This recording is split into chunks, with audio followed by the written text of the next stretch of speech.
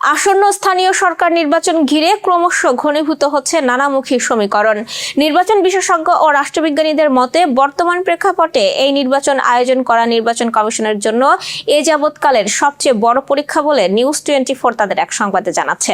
বিশেষজ্ঞ ও রাষ্ট্রবিজ্ঞানীরা বলছেন, একদিকে সাধারণ ভোটারদের আস্থার সংকট দূর করা, অন্যদিকে জুলাই গণঅভ্যুত্থান পরবর্তী রাজনৈতিক পরিস্থিতিতে কার্যক্রম নিষিদ্ধ আওয়ামী লীগের বিশাল ভোট ব্যাংক ও তৃণমূলের অংশগ্রহণ নিশ্চিত করা, সবকিছু মিলিয়ে চতুর্মুখী চ্যালেঞ্জের মুখে স্থানীয় সরকার নির্বাচন। গণতন্ত্রের সূতিকাগার স্থানীয় সরকার নির্বাচন ঘিরে জনমনে আগ্রহ এখন তুঙ্গে। তৃণমূলের জনপ্রতিনিধি নির্বাচনের এই মহাযজ্ঞ এখন কেবল আর ব্যালট আর বাক্সের আনুষ্ঠানিকতার মধ্যে সীমাবদ্ধ নেই।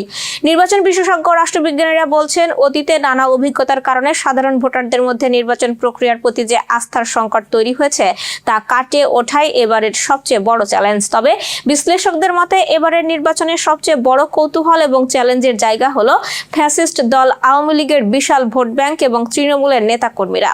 পরিবর্তিত রাজনৈতিক বাস্তবতায় এই বিশাল জনগোষ্ঠী কি ভোট কেন্দ্রে যাবেন নাকি কৌশলগত কারণে নীরব থাকবেন, সেটি এখন সবচেয়ে বড় প্রশ্ন।